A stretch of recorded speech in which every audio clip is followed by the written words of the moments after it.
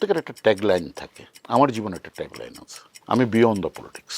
শুধু বাংলাদেশে বসে আমরা বাংলাদেশে ব্যবসাটা করতে পারি না। আমি চিরংকে একটা রিজিওনাল লজিস্টিক্স হাব হিসেবে তৈরি করে দিয়ে যাব।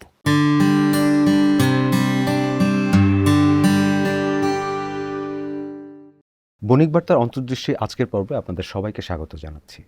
আজ আমাদের সঙ্গে আছেন Chattogram chamber of commerce and ইন্ডাস্ট্রির সভাপতি এবং সিকম এবং প্রিমিয়ার সিমেন্ট লিমিটেডের ব্যবস্থাপনা পরিচালক মোহাম্মদ আমিরুল হক। আমরা তার সঙ্গে আলোচনায় যাচ্ছি। মোহাম্মদ আমিরুল হক, আপনাকে বণিক বার্তার স্টুডিওতে স্বাগত। আপনাকেও ধন্যবাদ।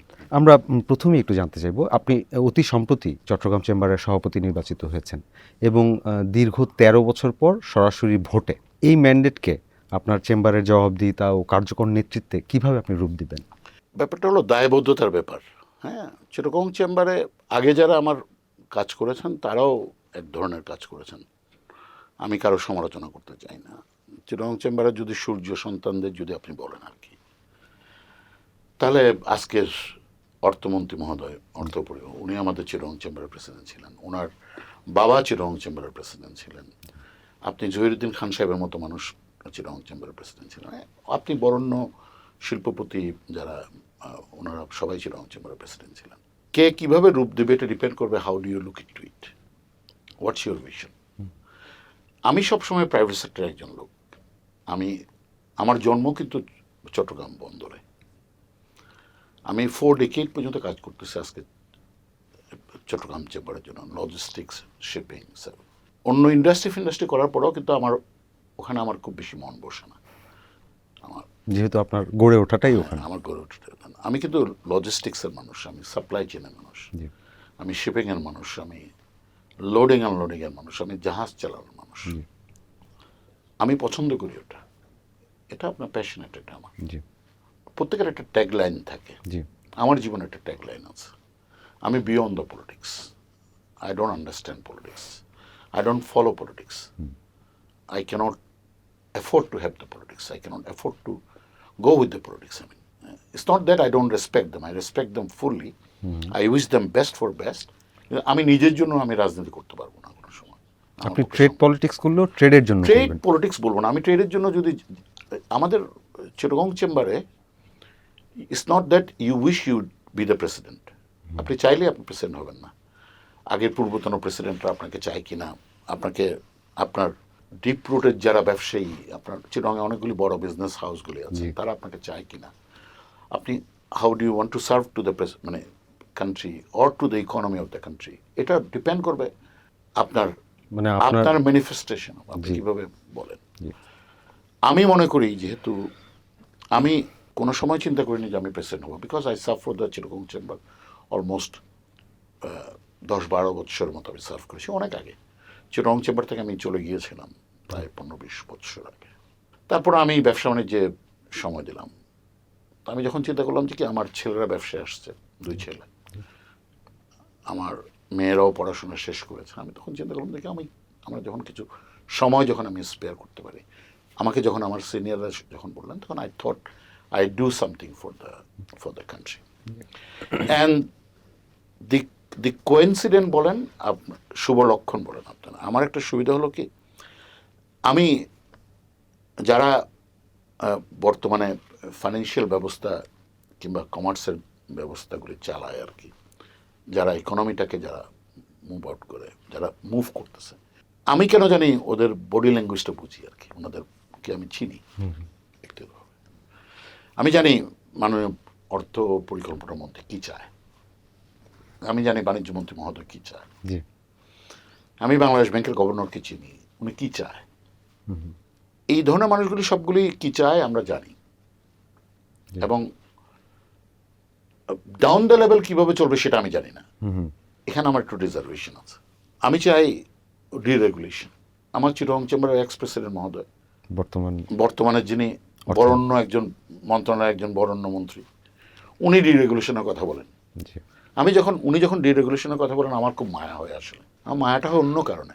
উনি যেই সদিচ্ছার সাথে ডিরেগুলেশনের কথা বলেন, যে ডিপ রুটেড কথাটা বলেন, ওই কথাটুকু কতটুকভাবে উনি বাস্তবায়ন করতে পারবেন।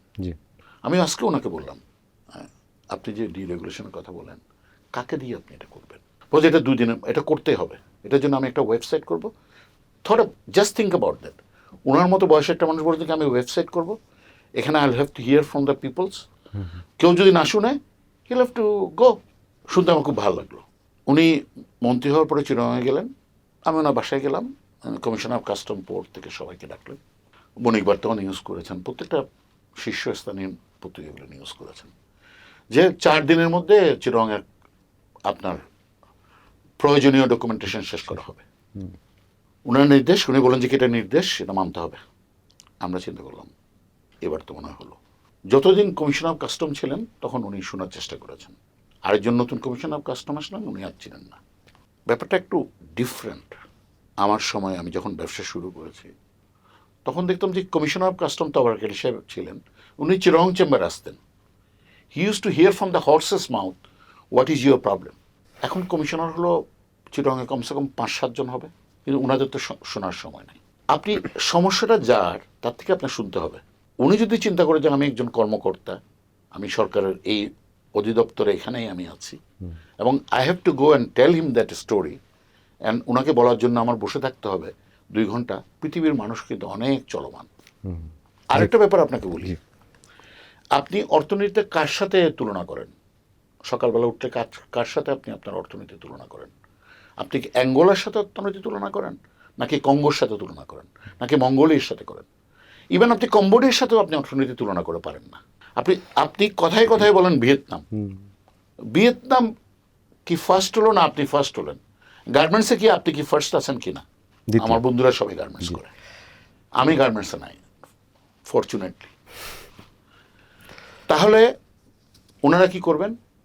ওনারা মানে আপনি ভিয়েতনামে আপনি কি করেন? ভিয়েতনামের ডিরেগুলেশনটা শুনেন। ভিয়েতনামে একটা পাতায় আপনার হাতে যে পাতাটা আছে ওখানে 2-3 পাতা আছে, এক পাতায় একটা পৃষ্ঠায় আপনার পুরো লাইসেন্স দেওয়া হয়। ওখানে আপনার certificate of incorporation, commencement of business, trade licence, department of export and import বলে ওদেরকে, আপনার ক্লাসিফিকেশন সোসাইটি, 17টা লাইসেন্স আপনাকে একটা পাতায় দিয়ে দেয়। আপনি অনলাইনে নিতে চান, আপনি আমেরিকায় কোম্পানি করবেন স্টেট অফ দেলোয়ারে, ইউ ক্যান ডু দ্যাট। ভিয়েতনামে বসেই আপনি বাংলাদেশে বসেও করতে পারেন। শুধু বাংলাদেশে বসে আমরা বাংলাদেশে ব্যবসাটা করতে পারি না। এবং আমি সবসময় বলি, আপনাদের একটা ইন্টারভিউ আমি বলেছিলাম, আমি দুঃখ করে বলেছিলাম যে কি ব্যবসায় আমরা আছি, আমাদের সন্তানরা থাকবে কিনা আমি জানি না। কারণ আপনি যত বড় গ্রুপগুলি বলেন, আমি গ্রুপ বলি না, যতগুলি প্রতিষ্ঠানগুলি বলেন, তারা যে কষ্টটা করেন, আমি তো সচিবালয়ে যাই বা সরকারি অধিদপ্তরে যাওয়ার আমার অভ্যাস আছে, কারণ আমি তো হাঁটি হাঁটি পা করে শুরু করেছি।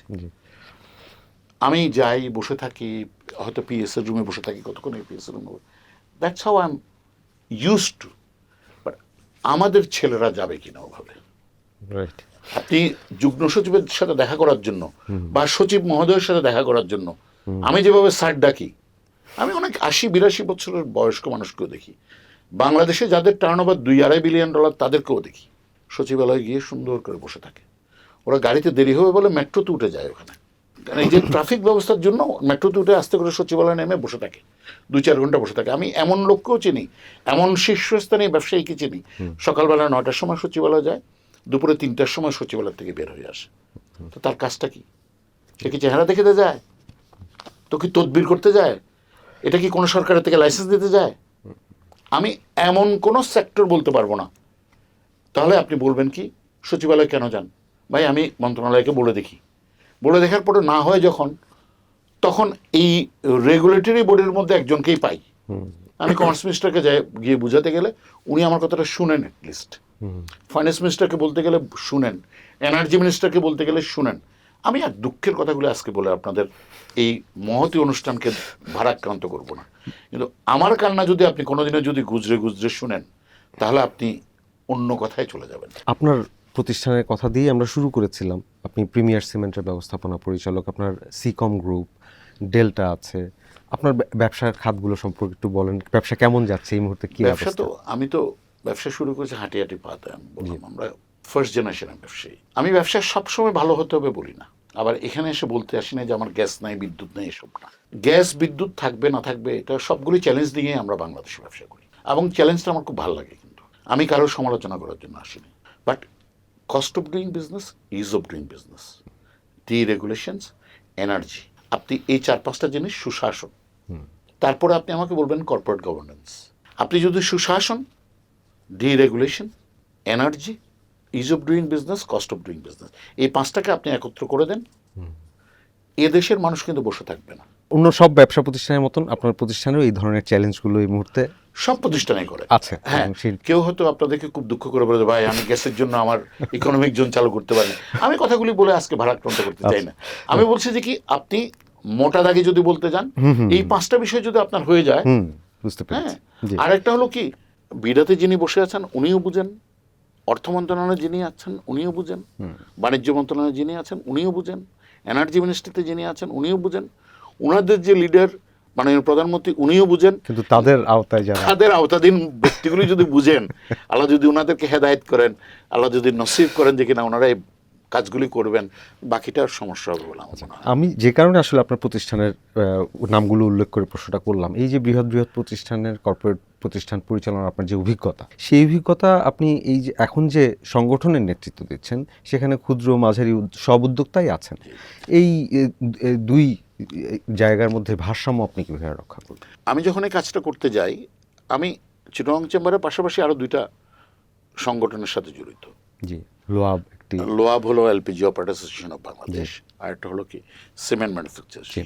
বাংলাদেশের সিমেন্ট ম্যানুফ্যাকচারার্স যারা আর কি, এবং যারা স্টিল ম্যানুফ্যাকচার করে, আমি যদিও স্টিলে নাই, they are having a crunch and difficult time. কারণটা হলো কি, অসুবিধাটা কয়েকটা জায়গায়। আমি একটু 2 মিনিটের জন্য পিছনে যাব। আপনি কোভিড পার করলেন, ইউক্রেন যুদ্ধ পার করলেন, তারপর ডলার করলেন ডিভ্যালু। ডলার ডিভ্যালুর জন্য আমার একটা কথা আছে, আসলে কি ডলার ডিভ্যালুর জন্য কি কোনো ব্যবসায়ী দায়ী? বাংলাদেশের যে আর্থিক ব্যবস্থা কিংবা ব্যবস্থাপনা কিংবা যেটা সিস্টেম, এটার জন্য কোনো ব্যবসায়ী কি দায়ী?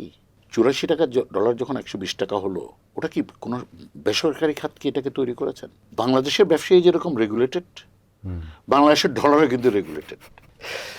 আপনি বলতে পারেন না, আমি বলতে পারি। আপনি মিডিয়ায় বলেন না, আমি সাহস করে বলতে পারছি। আজকে যদি ডলার রেট চেঞ্জ হয়, তাহলে আপনি বলবেন যে কি না, এটা তো মার্কেট। বাংলাদেশে মার্কেট দিয়ে কোনো ডলার হয় না। কথাগুলি হয়তো আমি বলার পরে গভর্নর সাহেব কিন্তু অন্যভাবে মনে করবেন, আমি জানি। অর্থমন্ত্রী মহোদয় শুনলে অন্যভাবে মনে করবেন, ওনারা যারা অর্থ মন্ত্রণালয়ে কাজ করেন ওনারা ডিফারেন্টভাবে আমাকে নেবেন। কিন্তু দিস ইজ দ্য রিয়ালিটি। বাংলাদেশের ডলার ব্যবস্থাপনা যেটা, ডলার ব্যবস্থাপনা বেসরকারি খাতে নাই, ওটা হলো সরকারি খাতে, ডিরেগুলেটেড না। ওটা আমরা ডিরেগুলেশনের কথা কিন্তু অন্য জায়গায় বলি, এখানে কিন্তু বলি না। ওটা যদি ডিরেগুলেটেড করেন, ডলারের দাম 120 টাকা নাও থাকতে পারে, আবার বাড়তেও পারে। কিন্তু ডলার মার্কেটটাকে সামাও রেদার আপনারা, মানে আপনি বলতে সরকার এটাকে রেগুলেট করে, এটা হচ্ছে রিয়েলিটি। তাহলে 84 টাকার ডলার যে 123 টাকা হলো বা 120 টাকা হলো, ওটার জন্য the people are not responsible, the businessman are not responsible. তারা বিলিয়ন টাকা যে লস করেছেন, ওটার জন্য এই ব্যবস্থাপনায় দায়ী। আমি কোনো সরকারকে দায়ী বলছি না, আমার এই চেয়ারে বসে সরকারকে দায়ী করার কোনো কথা আমি বলতে পারি না, আমার অত সাহস নাই, আমি বলি না এত কথা। সিস্টেমটাকে আমি বলছি, you have to change the system. আপনি যখন এই ডিরেগুলেশনের কথা বলেন, এটাকেও ডিরেগুলেট করেন। ডিরেগুলেট করতে গেলে তখন আপনি আমাকে বলে দেন যে কি আমি ডলারটাকে হেজিং করতে পারি কিনা। আপনার তো হেজিং সিস্টেম নাই। আপনি ফিউচার কিনতে পারি কিনা, তাও নাই। আপনি কি ডেরিভেটিভ মার্কেটে যেতে পারবেন কিনা, তাও নাই। যেমন ধরেন আপনি security exchange commission, I could see that there is a changes we should be doing. কতটুকু হবে সেটা জানি না, যখন হবে তখন বলতে পারবো। আমিও লিস্টেড কোম্পানির সাথে রিলেটেড, যখন চেঞ্জ হবে তখন বলবো যে একটা চেঞ্জ হয়েছে, সূর্য দেখা গিয়েছে। আমি সুতরাং এই কথাগুলি বারবার বলছি এই কারণে, আপনি একজন মোস্তাক সাহেবকে দিয়ে তো বাংলাদেশ ব্যাংক চেঞ্জ করতে পারবেন না, একজন আমির খসরু মাহমুদ চৌধুরীকে দিয়ে পুরো অর্থনীতির ব্যবস্থা চেঞ্জ করতে পারবেন না, আপনি একজন ব্যক্তিকে দিয়ে, হ্যাঁ, আপনি মুক্তাদির সাহেবকে দিয়ে তো সারা কমার্স মিনিস্ট্রিকে চেঞ্জ করতে পারবেন না, উনি ইন্ডাস্ট্রি মিনিস্ট্রি চেঞ্জ করতে। আপনি যেমন ধরেন আমি যখন যাই তখন দেখি ডিফারেন্ট রেগুলেটরি বডিতে, যেহেতু আমি due to my chair I need to go there, I am force to go there rather, ওখানে গিয়ে দেখি যে কি না, ডিফারেন্ট সিস্টেম ডিফারেন্টভাবে চলে, আপনি কেউ কারো কথা শুনে না। আমরা একটু বন্দরের প্রসঙ্গে আসি। এনসিটি পরিচালনায় যে ডিপি ওয়ার্ল্ডের কাছে যে হস্তান্তর প্রক্রিয়া, এটা নিয়ে ব্যবসায়ী ও শ্রমিক মহলে নানান প্রশ্ন বিতর্ক, চট্টগ্রাম চেম্বারের অবস্থান কি? চট্টগ্রাম চেম্বার সবসময়, আমি কিন্তু 1997-98-এ যখন এসএসএ বাংলাদেশে আসলো, স্টিভিডিং সার্ভিসেস অফ আমেরিকা, ওইভাবে যখন বাংলাদেশে আসে তখন তারা চিটাগং পোর্টে একটা টার্মিনাল করতে চায়। আজকে যেখানে পতেঙ্গা টার্মিনাল তার কিছু সামনে গিয়ে তখন আমরা একটা জুজুর ভয় দেখালাম, এখানে যদি জাহাজ ডুবিয়ে দেওয়া হয় তাহলে কিন্তু চিটাগং বন্দর বন্ধ হয়ে যাবে। এরপরে এসএসএ বাংলাদেশের বিরুদ্ধে অনেক কথা বলতে শুরু করলো যে কিনা এখানে বন্দর করা যাবে না। শুরু হলো বেসরকারি বন্দর না হওয়ার পিছনে। চট্টগ্রাম বন্দর বেসরকারি খাতে না গেলে এটা চলবে না। Chittagong port has to run with the landlord concept. সে জমিদারের মতো কাজ করবে, টার্মিনাল কিন্তু অপারেট করবে প্রাইভেট সেক্টর। এখন আপনার প্রশ্ন হলো প্রাইভেট সেক্টর কীভাবে চালাবে? আপনি এপি মোলারকে একটা টার্মিনাল করতে দেওয়া হলো অন দ্য গ্রিন ফিল্ডের উপরে, একটা খালি জায়গায় আপনাকে একটা টার্মিনাল করতে দেওয়া হলো, যা বাবা করো তুমি, কোনো অসুবিধা নেই। তোমার ট্যারিফটা কী হবে? আমাদের প্রশ্ন হলো অন্য জায়গায়। আপনি প্রাইভেট সেক্টরকে টার্মিনাল করতে দেবেন, আপনার যাকে পছন্দ তাকে দেন। আপনি কি ওপেন টেন্ডার দিবেন, না আপনি কাউকে পছন্দে দিবেন, না কারোর সাথে আপনার G2G দিবেন? এইসব আপনি দিতেই থাকেন, এটা সরকার দিতেই পারে। আপনি রেগুলেটেড নিয়ম কানুন মেনে যে যেভাবে দেবে সেভাবেই দেবে। আপনি ট্যারিফটা কী হবে? প্রশ্নটা ওই জায়গায়। আপনি কাউকে টার্মিনাল দেওয়ার আগে আপনি যখন ট্যারিফটা বাড়িয়ে দিলেন, আপনি 400% পর্যন্ত ট্যারিফটা বাড়িয়েছেন। আমি অনেক চেষ্টা করেছিলাম জনাব সাকওয়াত সাহেবের সাথে, উনি তখন উপদেষ্টা, কথা বলার জন্য। তৎকালীন বাণিজ্য উপদেষ্টা মহোদয়ের সাথে গিয়ে আমি ওনার সাথে কথা বলতে চেষ্টা করেছিলাম। উনি আমার কথা শুনতে চায়নি। আমার ব্যক্তিগতভাবে বন্দর ব্যবস্থাপনায় আমার কিছু সুখকর ঘটনা আছে, দুঃখের কিছু ঘটনা আমার এই কাজ করার থেকে। আজকের প্রধানমন্ত্রী যিনি, ওনার মা বাংলাদেশের তৎকালীন প্রধানমন্ত্রী বেগম খালেদা জিয়া, যিনি আমাদের চিটং চেম্বারের ওয়ার্ল্ড ট্রেড সেন্টারের জায়গাটাকে 1 টাকা মূল্যে দিয়েছিলেন, দ্যাট ওয়াজ হার ভিশনারি। ওনার সময় ঢাকা আইসিডি এবং চিটংয়ের মিলে একটা কাজ করতে দিল। ওই কাজটার কারণে যখন 2007 সাল কিংবা 8 সালে ওনার বিরুদ্ধে যে মামলাটা ছিল ওটা গ্যাটকো মামলা ছিল। ওই মামলাটা কিন্তু বন্দরের কাজটা দেওয়ার ব্যাপারে ওনার কোনো অপরাধ ছিল না, দোষও ছিল না, এবং এটা প্রমাণিত হলো। কিন্তু এই ধরনের বিষয়গুলি আমাদের সামনের দিনে যে কোনো কাজ করার সময় ভেবে দেখা দরকার, ও ট্রান্সপারেন্সি আছে কিনা। আপনি দিতেই পারেন, আপনি দিবেন তো, যেহেতু আপনি যারা দেবেন তারা খুব ভালো চিন্তা করে দেবেন। RSGTকে দিয়েছেন, কালকে আমি ওদের প্রোগ্রামে গেলাম, দে ডিড গুড। আপনি টার্মিনাল করে ওদেরকে দিলেন, কিন্তু আপনি ট্যারিফ বাড়িয়ে কাউকে দিতে গেলে তাহলে কিন্তু সন্দেহের চোখে দেখবে মানুষ আপনাকে। প্রথমেই করা দরকার যেটা, সেটা হলো চট্টগ্রাম বন্দরের যেসব ট্যারিফগুলিকে 400% এত পার্সেন্ট ট্যারিফ বাড়ানো দরকার আছে। এখানেও কিন্তু একটা শুভঙ্করের ব্যাপার আছে, আমি ফাঁকি বলবো না, শুভঙ্করের কথা। সেটা হলো 1986 সালে চট্টগ্রাম বন্দরের ট্যারিফের জন্য একটা রেগুলেশন করা হয়েছিল। ট্যারিফটা ছিল একভাবে, এটা হলো dollar based tariff, based on the dollar. তখন ডলারের দাম কত ছিল? হয়তো 20 টাকা ছিল, 26 টাকা, 25 টাকা। আজকে ডলারের দাম 125 টাকা, তাহলে আপনার আয়টা 5 গুণ বেড়ে গেছে। গত বছর চিটগং বন্দর কামাই করেছেন 4,000 কোটি টাকা, এই বছর 6,000 crore। তো বন্দর কি cost on doing the business? আর আপনি আপনি একভাবে বলছেন cost of doing business, ease of doing business, আপনি নন রেগুলেটেড, রেগুলেটেড, আর অন্যদিকে আপনি ট্যারিফ বাড়াবেন, কথাটা সামঞ্জস্যপূর্ণ নয়। আমাদের যেটা করা দরকার, স্টেক হোল্ডারদের সাথে বসে, আমরা আছি সবার সাথে বসে, কারণ আপনি তো BGME কে you like him or you don't like him. যে আপনার জন্য $50 বিলিয়ন কামাই করে, $100 বিলিয়ন যে আনবে, তাকে তো আপনি you cannot make him expensive, you have to make him competitive with the Vietnam. আপনি বারবার বলেন ভিয়েতনামের কথা, বারবার বলেন আপনি চায়নার কথা, চায়নার ট্যারিফটা দেখেন। আপনি কোনো না কোনো এক্সেলেন্স তো আপনাকে দিতে হবে। আপনি বলেন যে কি আমার কাছে ম্যান পাওয়ার আছে, ওরা ভালো, বুঝলাম, তারপরে কি আছে আপনার? আপনি জানেন ওয়ার্ল্ড র্যাঙ্কিংয়ে আমরা কোথায়? লজিস্টিক্সে। ওয়ার্ল্ড র্যাঙ্কিংয়ে আমরা জিডিপির 16% খরচ করি লজিস্টিক্সে, আর বিশ্ব ব্যবস্থাপনায় খরচ করে 8%, হাইয়েস্ট হচ্ছে 10%। তাহলে আপনি এমনিতেই আপনার লজিস্টিক্স এক্সপেন্সিভ আর মোর এক্সপেন্সিভ দেন আদার্স। আপনি ভিয়েতনামের সাথে কম্পিট করবেন, আপনি চায়নার সাথে কম্পিট করবেন, আপনার কি ওই এফিসিয়েন্সি আছে? আপনি ডিপি ওয়ার্ল্ডকে দিবেন কিনা কাকে দিবেন সেটা আমি জানি না, I am not their agent, I don't want to be any of their agent. আপনি দক্ষতার প্রসঙ্গটি আনলেন। আমি দক্ষতার প্রসঙ্গ বুঝলাম, আপনি দক্ষ কাউকে দেবেন যখন, আপনি অন্যভাবেও দিতে পারেন। আপনি কাউকে যখন আপনি দেবেন, আপনি বলতে পারেন যে আমি তোমাকে দেবো, আপনি বলতে পারেন যে কি what would be the rate, আপনি কি এক্সেলেন্স হবে সেটা আপনি দেখেন, আপনার কি আর্নিং হবে সেটা আপনি দেখেন, দেশি কোনো অপারেটর হলে কত হয় দেখবেন, তার থেকে আপনি, হ্যাঁ, আপনি আরেকটা বলতে পারেন, আপনি একটা কোম্পানি করতে পারেন, যেমন আপনি বলছেন বলে তাই বলছি, আপনি বিমানকে আপনার কাছে রাখবেন কেন? আপনি লিস্টেড কোম্পানি করে দেন, যেখানে 40% সরকারের শেয়ার থাকবে, 60% আপনি প্রাইভেট সেক্টরকে দিয়ে দেন। শেয়ার মার্কেট দেখেন আপনি কিভাবে হয়। আপনি চট্টগ্রাম বন্দরেরকে আপনি প্রাইভেট সেক্টরে চালাবেন না কেন? না কেন? না কেন? আপনি বিমানের বোর্ডে আপনি প্রাইভেট সেক্টর থেকে ডিরেক্টর নিতে পারেন, তিতাসের বোর্ডে নিতে পারেন, ল্যান্ড অথরিটির বোর্ডে আপনি নিতে পারেন। চিটং পোর্টের বোর্ডের মধ্যে আপনি দিয়ে দেন বিজিএমির একজন, বিকেএমির একজন, এফবিসিএ থেকে একজন, চিটং চেম্বার থেকে একজন। আমি যতদিন আছি চিটং চেম্বার থেকে দিয়েন না, আমি যাওয়ার পরে দেন একজনকে। লেট দেম রান ইট।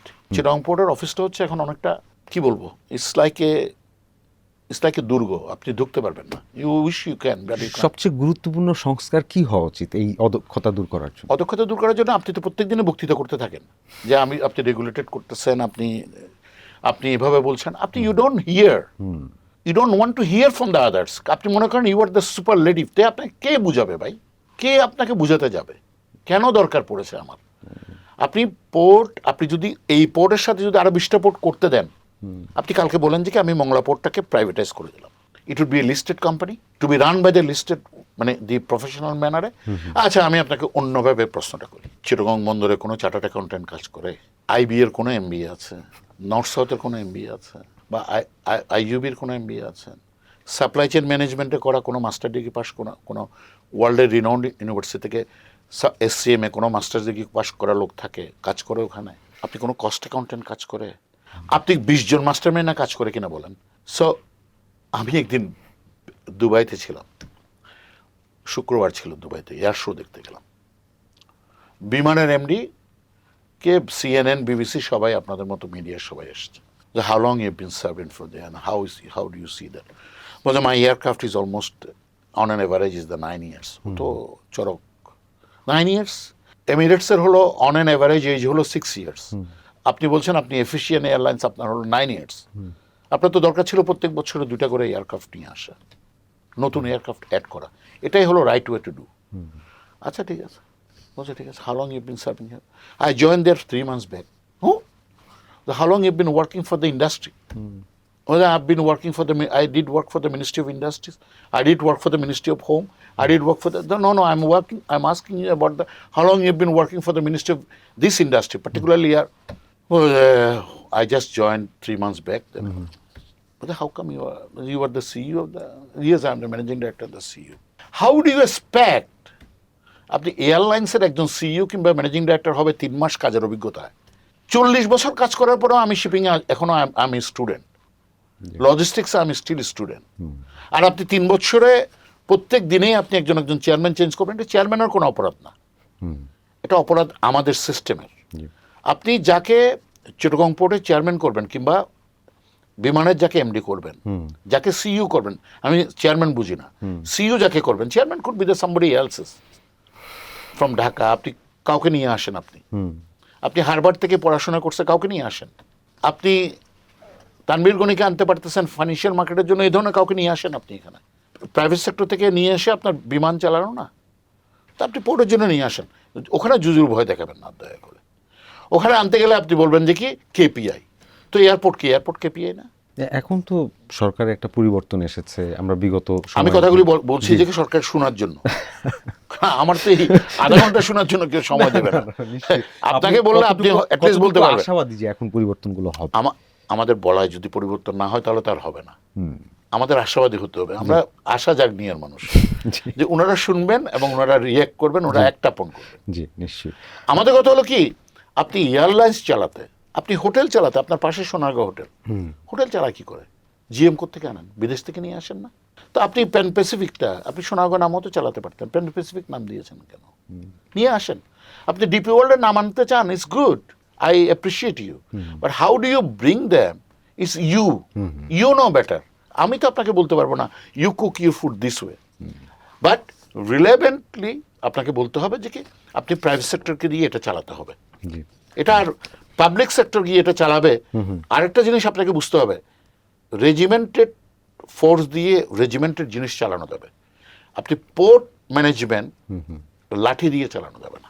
বন, কাস্টমস, এনবিআর, বিএসিসি বা অন্যান্য গুরুত্বপূর্ণ যেসব দপ্তর, সেগুলোর সিদ্ধান্ত তো আমরা দেখি এখনো ঢাকা কেন্দ্রিক। তো অর্থনৈতিক বিকেন্দ্রীকরণে চট্টগ্রাম চেম্বারের কৌশল কি এখন? আমি আপনাকে বলি, আমি কয়েকদিন আগে আমি একটা কনফারেন্সে পাকিস্তানের কমার্স মিনিস্টারের সাথে দেখা হলো। ওনাকে জিজ্ঞেস করলাম যে উনি প্রসঙ্গক্রমে বলছিলেন ইন্দোনেশিয়াতে, ওনাদিকে আমাদের কাস্টম কিন্তু এখন চলে গেছেন ইয়েতে, ইসলামাবাদে। You be very happy to learn that. ওরা সেন্ট্রালি এখানে বসে করে, এটা বুঝে রাখেন। কিন্তু এটা কিন্তু আপনার সাথে কারো যেন দেখা না হয় এই কারণে করেছেন, এবং ওটা একটা কেপিআই। আপনি নিয়ে এসছেন কোথায়? সেন্ট্রালি এমন জায়গায় নিয়ে এসছেন কেউ আপনার সাথে যেতে পারবে না, কেউ আপনার সাথে কথা বলতে পারবে না। অ্যাসেসমেন্টটা কিন্তু আপনার সেন্ট্রালি হয়। আপনি চায়নাতে গিয়ে দেখেন, কোনো কাস্টমসে যদি আপনি কোনো দেন, আপনি কোনো ডকুমেন্ট যদি আপনি সাবমিট করেন, আপনি গুয়াংজোতে বসেও করতে পারবেন, আপনি সাংহাইতে বসেও করতে পারবেন, ইয়াংজোতে গিয়েও করতে পারবেন, আপনি যে কোনো সিটিতে বসেই জিয়ামেনেও করতে পারবেন, সেনজেনও করতে পারবেন, সব জায়গায় করতে পারবেন। But it's control in a modus. China তো অনেক বেশি রেজিমেন্টেড, ভিয়েতনামও রেজিমেন্টেড একটা নেশন। তো ওরা দুর্নীতির দায়ে কোনো জেল তেল হয় না, স্ট্রেট হ্যাং করে। আমাদের তো মানবাধিকার বেশি, এটা তো হয় না এখানে। কিন্তু অর্থনৈতিক দুর্নীতিটা ওখানে অনেক বেশি, মানে যারা বেশি করে। আপনি দেখেন ওরা করেছে কি, লাস্ট পর্যন্ত ডকুমেন্টেশনটাকে এক জায়গায় নিয়ে আসছে। কারণ আপনি সিঙ্গেল পয়েন্টে যতক্ষণ পর্যন্ত আপনার ডকুমেন্ট জমা দিতে পারবেন না, আপনি কি বিল অফ এন্ট্রি যদি কি এখানে যদি আপনার যদি ডিজিটালি দেওয়া হয়, আপনার কাস্টম হাউস কিনা মানবে কিনা, আপনি যেটা সার্টিফিকেট অফ অরিজিন বলা হয়, এটা এখন স্ক্যানে পাওয়া যায়। আপনি এটার জন্য 3 দিন বসে থাকেন। আপনি একটা সিম্পল একটা স্যাম্পল দিয়ে আপনার 1 মাসও বসে থাকতে হয়। মাননীয় অর্থমন্ত্রীর বাসায় বসে কথা বললেন 4 দিনের মধ্যে, উনি বললেন যে কি না, এটা 4 দিনের মধ্যে করতে হবে হাইয়েস্ট। আজকে অর্থমন্ত্রী মহোদয়ের সাথে দেখা করতে গেলাম, উনি বললেন যে কি না, এটা 2 দিনের মধ্যে করতে হবে। এটি they have to listen it, I wish they will hear it. কিন্তু ওনারা তো এটা 8 দিন 10 দিনেও হয় না এখনো। এখন ওনার প্রিডিসেসর কি করে গেছেন, সাকসেসর এসে শুনলেন কিনা, আরেকজন এসে শুনলেন কিনা আমরা জানি না। চিটাগং পোর্ট এবং কাস্টমস, আপনি বন্দরের ভিতর আপনি 10,000 কন্টেনার কেন রাখবেন? আপনি এত এফিশিয়েন্ট বন্দর, 10,000 কন্টেনার ফর অকশন আপনি বন্দরের ভিতর রাখবেন কেন? আপনি বে টার্মিনালের জন্য জায়গা করেছেন, বে টার্মিনালে তো আপনি কিছুই করেন নাই। এটা একটা স্বপ্ন। আজকে 12 বছর থেকে 2012 সাল থেকে 2026 পর্যন্ত, it's not their legacy, it's their predecessors legacy.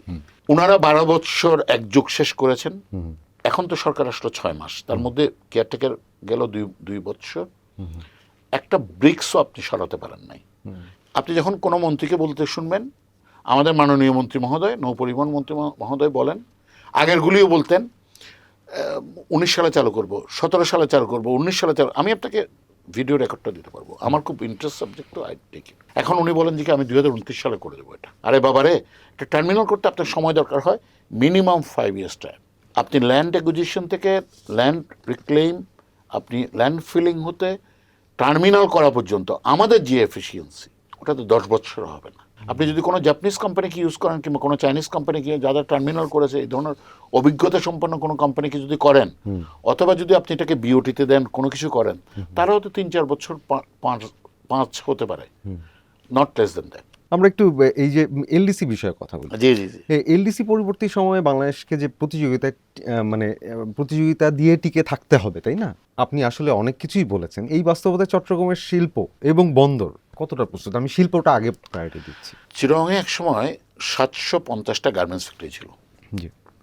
আমি যখন ব্যবসায় আসছি, চিরং is the motherland of garments.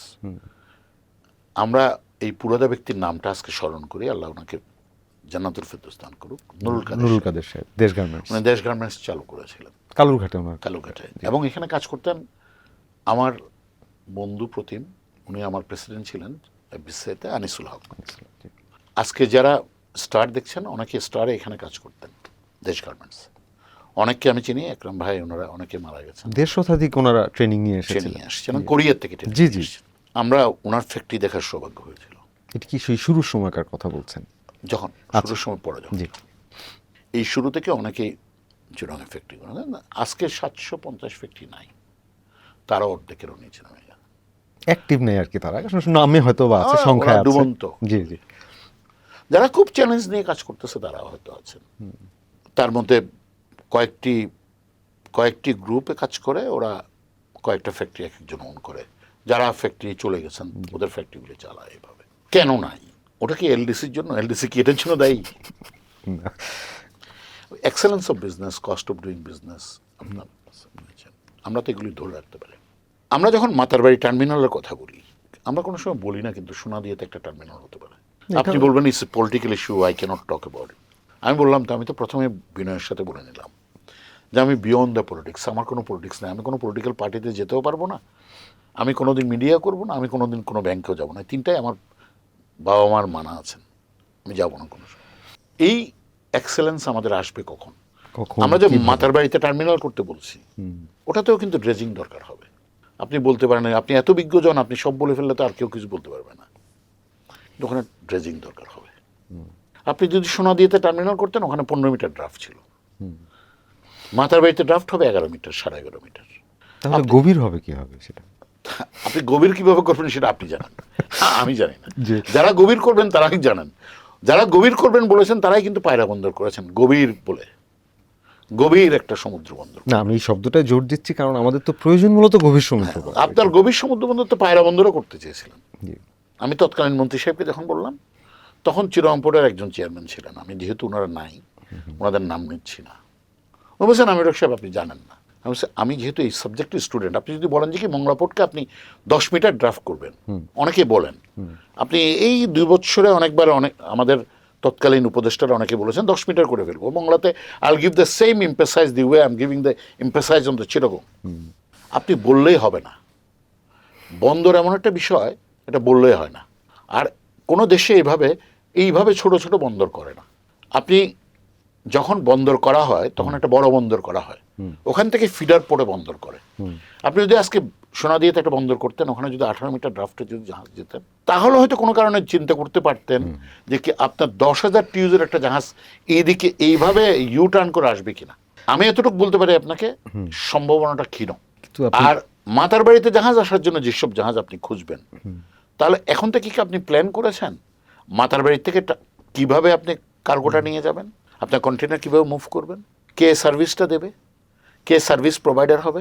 আপনি বলছেন 2029 সালে করবেন। আপনার প্রশ্ন হলো যে এই সব করার পরেই আপনি মাতার বাড়িতে আপনি ইকোনমিক জোন করতেছেন, ফ্রি ট্রেড জোন করতেছেন, আনোয়ারাতে আপনি চাইনিজদের জন্য জোন করলেন, আপনার এখানে একটা টানেল আছে, আপনি কক্সবাজার পর্যন্ত গেলেন। That's a blue economy you can develop. But back of the scene যদি আপনি এগুলি তৈরি না করে, সব চিন্তা যদি আপনি এই কয়েকজন 5 জন 10 জন মিলে করতে হয়, এটা হবে না। আপনি অন্যান্য দেশের কথা বলছিলেন, এই যে সিঙ্গাপুর, দুবাই, একটি বন্দরকে কেন্দ্র করে একটা অর্থনৈতিক হাব হয়েছে ওরা। তো আমরা তো সেই স্বপ্নও দেখেছি, কাজে তো লাগাতে পারিনি। এই ব্যর্থতার দায় কি শুধুই ব্যবস্থাপনাকে দিবেন রাষ্ট্রীয়, নাকি ব্যবসায়ীদের, মানে সকলের? কার ব্যর্থতার মূল জায়গাটা কাঁদে? আপনি সেক্টর ওয়াইজ বলবেন, কোনো সময় ফিল করেছেন কিনা জানি না, বাংলাদেশে কিন্তু টেক্সটাইলে কিন্তু আর self sufficient to some extent. আপনি স্টিলে সেলফ সাফিসিয়েন্ট, সিমেন্টে, এনার্জিও বাংলাদেশ, ওভার ক্যাপাসিটিও আছে, সব কিছু ওভার ক্যাপাসিটিও আছে, এনার্জিও বাংলাদেশের মানুষ। আপনি রেগুলেট করতে পারেন নাই, কে বেশি টাকা নিয়ে যায়, কে লাইফ টাইমে টাকা নেয় না, কে আপনার বসে থাকলে টাকা নেয়, বা এইসব বিতর্ক তো আমাকে বলে লাভ নেই। আপনি যাকে দিয়েছেন, যে আপনাকে ওইভাবে দেয়, আপনি ওদের সাথে সর্ট আউট করেন। এটার জন্য তো the customers, the consumer shouldn't be the tax on them. আজকে আমরা যে হায়ার রেটে পেমেন্ট করতেছি কেন? আপনার কি কোনো সময় বলেছেন এই কথাটা? এই যে 9% আপনার মানে যে আপনার ব্যাংকের টাকাটা আজকে 15% কেন দিই? কাদের জন্য? কয়জন লোকের জন্য?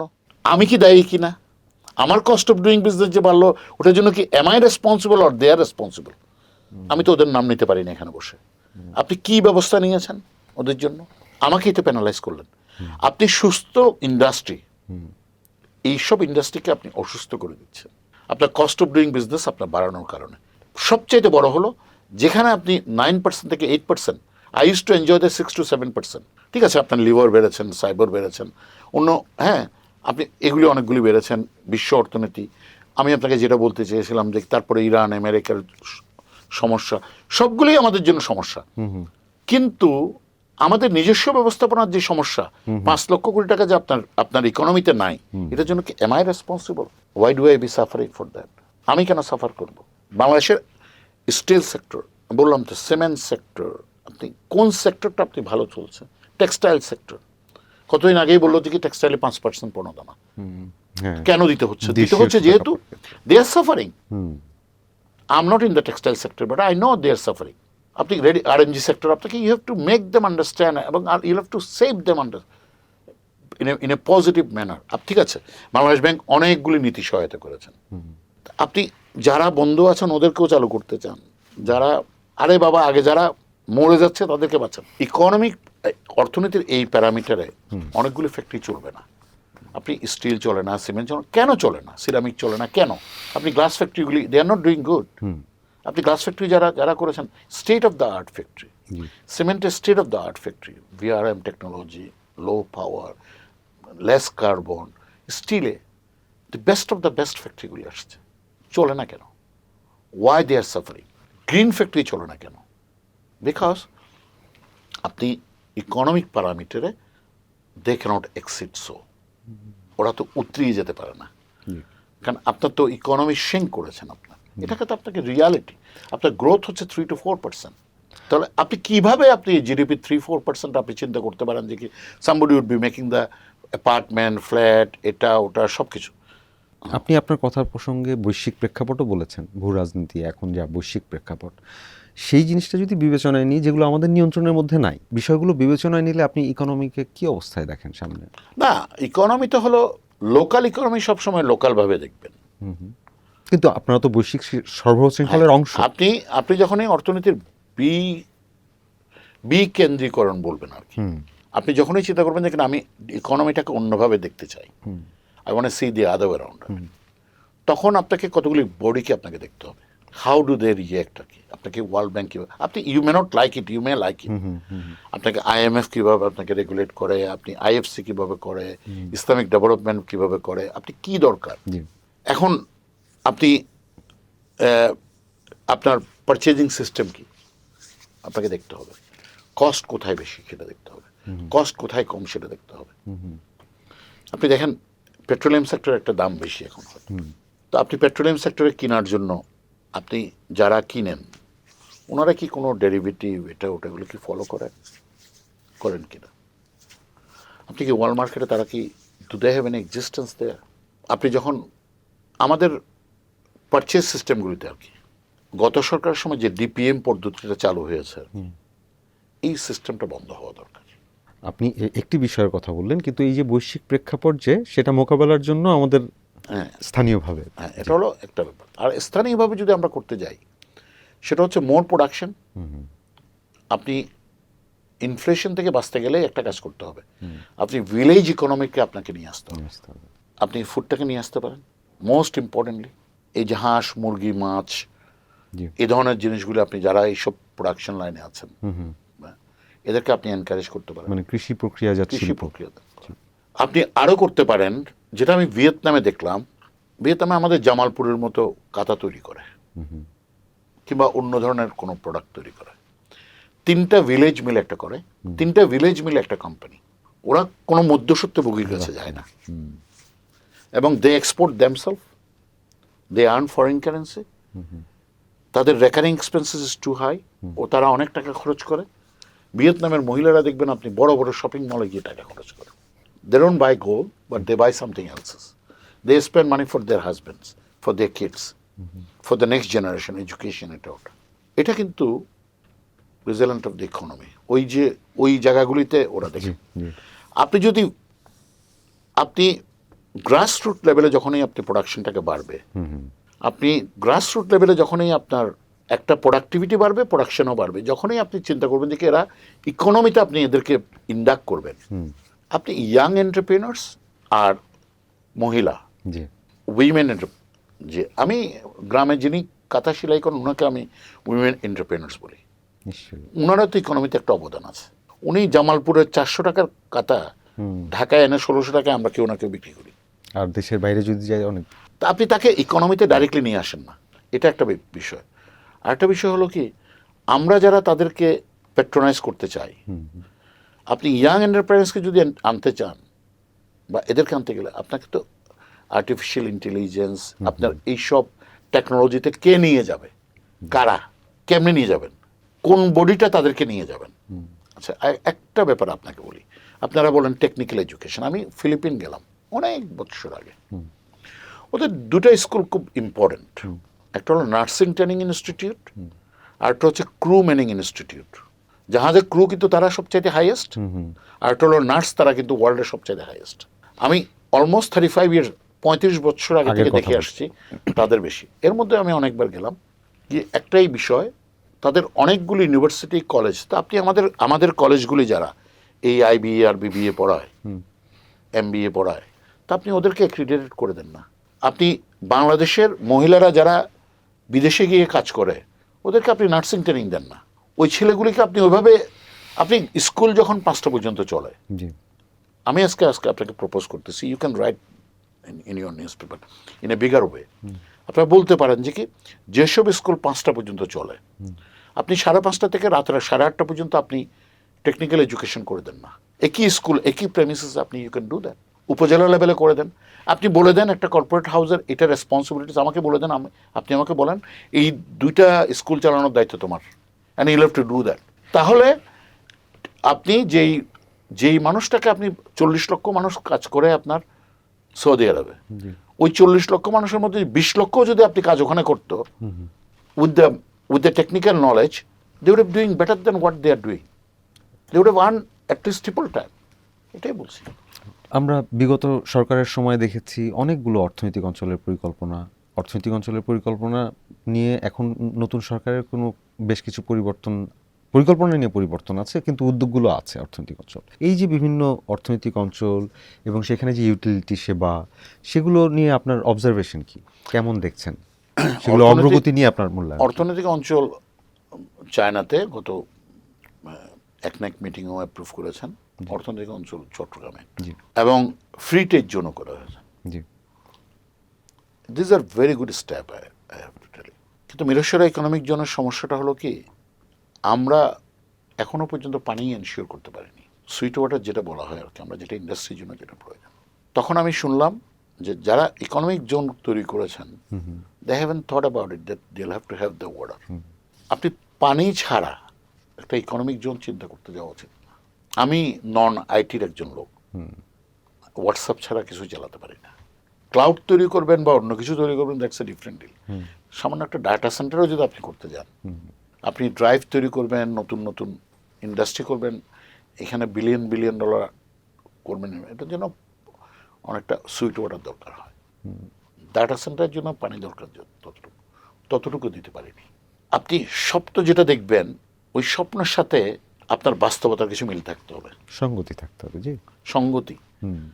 ড্রিম লাইনার হওয়াটা খুবই ভালো জিনিস, কিন্তু এই ইকোনমিক জোন করার পরে যে আপনি ওখানে মানে আপনি এফিশিয়েন্টলি গ্যাস দেওয়াটা, আমার শব্দটা হচ্ছে এফিশিয়েন্টলি দেওয়াটা, নিরবিচ্ছিন্ন এবং দক্ষতার, কিংবা পানি দেওয়াটা, বিদ্যুৎ দেওয়াটা আপনি পেরেছেন। আপনি ইকোনমিক জোন করলেন, ইকোনমিক জোন তো প্রয়োজনেই আছে। ইকোনমিক জোন করবেন, ওখানে ইন্ডাস্ট্রি করবে, ইন্ডাস্ট্রিয়াল পার্ক করবেন, এটা আপনি ঠিকই আছে সবগুলো। আমি শুধু ইকোনমিক জোন বলছি, ইন্ডাস্ট্রিয়াল পার্ক আছে যেখানে আপনি আমার থেকে ট্যাক্স নেবেন, আমি আমার অধিকারের কথা বলছি। আপনি আমার থেকে ট্যাক্স নেবেন, সুশাসন দেবেন, আমাকে শুনবেন, সব কিছু করবেন, কিন্তু আপনি আমাকে একজন সাধারণ নাগরিককে শিক্ষা, চিকিৎসা, তার অন্যান্য মৌলিক সুবিধাগুলো, আপনি গাড়িতে ট্যাক্স নেবেন, তাও দিতে হবে। আপনি একজন থেকে গাড়িতে ট্যাক্স নিচ্ছেন, আরেকজনকে কিন্তু আপনাকে এনশিওর করতে হবে। আমার থেকে আপনি গাড়িতে ট্যাক্স নিলেন, 5 লাখ টাকা নিলেন আমার জিপ থেকে, I don't mind, but you have to ensure যে ওই ট্যাক্স থেকে আপনি সেবাটা পাচ্ছেন, আমি পাই কিনা। আমি যখন ইন্ডাস্ট্রি করতে যাব, তখন আমি এটা পাই কিনা। আপনি যেরকম অন্তর্দৃষ্টি বলেছেন, তখন আমার ভিতরের দৃষ্টি থেকে এটা আপনি অন্যভাবে দেখবেন, নেগেটিভ ইম্প্যাক্ট হবে আপনার উপরে। তো আপনি নেওয়ার সময় চিন্তা করা দরকার, আপনি দিতে পারবেন কিনা। আজ পর্যন্ত কিন্তু কোনো ইকোনমিক জন্য আপনি এভাবে এনশিওর করতে পারেন। এবং আপনি যদি বলেন যে কি না, প্রাইভেট সেক্টর কাউকে আমি ইনভলভ করবো, I can ensure here, I can give you my commitment, my words. আপনি প্রাইভেট সেক্টর আমাদের থেকে কাউর থেকে আইডিয়া নিয়ে দেখেন, মিরসরাই ইকোনমিক জোনে কীভাবে পানি দিতে হয় আমি আপনাকে দেখিয়ে দেবো। এবং প্রাইভেট সেক্টর ইকোনমিক জোনগুলো তো বেশ অ্যাক্টিভও আছে, দে আর অ্যাক্টিভ। হ্যাঁ, আমি ইকোনমিক জোন আপনি বলতে পারবো, আমি মিরেশ্বর ইকোনমিক জোনে, যেহেতু আমি সান অফ দ্য সয়েল, আমি যেহেতু মিরেশ্বর ইকোনমিক জোন সম্বন্ধে জানি, মেঘনাতে কিভাবে পানি আনতে হবে সেটা আমার জানা আছে, আমি বলতে পারবো আপনাকে। আমার সর্বশেষ প্রশ্ন সেটা হচ্ছে কি যে আগামী 5 বছরে চট্টগ্রামের যদি আপনি একটি অর্থনৈতিক সংস্কার বাস্তবায়নের সুযোগ পান, সেটি কি হবে, কেন? না, আমি একটি সুযোগ যদি পাই, জি, আমার কথায় যদি কোনো কারণে একটা চেঞ্জ হয়, আমি চিরংকে একটা রিজিওনাল লজিস্টিক্স হাব হিসেবে তৈরি করে দিয়ে যাব। কিন্তু এই স্বপ্ন তো আরো অনেকে দেখিয়েছে। অনেকে দেখা, আমি তাদের, আমার যারা দেখেছেন তারা, আমি তাদেরকে with my regards to them, আমার কেন জানি মনে হয় যে আমার এই টেনিয়রের মধ্যে, আমার নেক্সট 2 ইয়ার্স টেনিয়রের মধ্যে, আমি স্বপ্নের সাথে যেসব মানুষগুলির সাথে আমার পরিচয় আছে, জানাশোনা আছেন, যারা বাস্তবায়ন করতে পারবে, যারা বাস্তবায়ন করার স্বপ্ন দেখেন, স্বপ্ন দেখেন এবং সক্ষমতাও রাখেন। সক্ষমতা রাখেন, জি, তাদের সাথে আমার চিন্তাটা ইন লাইন। ওনারা যেভাবে চিন্তা করেন আমি ওইভাবে চিন্তা করি। আমার ভাষাটা হয়তো ডিফারেন্ট, ওনারা খুব সুন্দর ভাষায় বলেন, আমি একটু প্রতিবাদী ভাষায় বলি, এটাই হলো ডিফারেন্স। কিন্তু আমার মনে হয় এটা সম্ভব, এবং এটা আপনারা যারা গণমাধ্যমে আছেন জি, তারা আমাদের ভুলটা দেখিয়ে দেওয়া দরকার, আমাদেরকে বলা দরকার যে what we have to do. আমাদের পথ চলার মধ্যে অনেক ডিফারেন্স থাকতে পারে, জি, অপিনিয়নের ডিফারেন্স থাকতে পারে, সেটা আপনাদের ব্যাপার, মেক আস কারেক্ট আর কি। জি, কিন্তু that is possible G, to make Chittagong as a regional hub, not as for Bangladesh, as I said, G, for the regional hub. আপনি একটু চিন্তা করেন তো দেখি, কুনমিং থেকে আপনার একটা রাস্তা আসবে, আপনি 7 সিস্টার আপনি যাবেন, আপনি একটু চিন্তা করেন তো, আপনি রিজিওনাল নেটওয়ার্ক হিসেবে যদি আপনি চিটাগংকে চিন্তা করেন, আমরা তো ইউতে দেখছি 46% of the trade happens in EU, 18% in the ASEAN হয়, আর আমরা এখানে বসে মাত্র 6% ট্রেড করি, তাহলে আমরা কোথায় গিয়ে দাঁড়াবো? আমাদের প্রত্যাশা থাকবে আপনার সেই স্বপ্ন বাস্তবায়ন হবে এবং আমরা সেটা দেখতে পাবো। আল্লাহ যেন আমার এই স্বপ্নটা পূর্ণ করে। পাঠক, দর্শক, আমরা আমাদের আলোচনা আজকে এখানেই শেষ করছি। জনাব মোহাম্মদ আমিরুল হক, বণিক বার্তা স্টুডিওতে সময় দেওয়ার জন্য আপনাকে অসংখ্য ধন্যবাদ। ধন্যবাদ।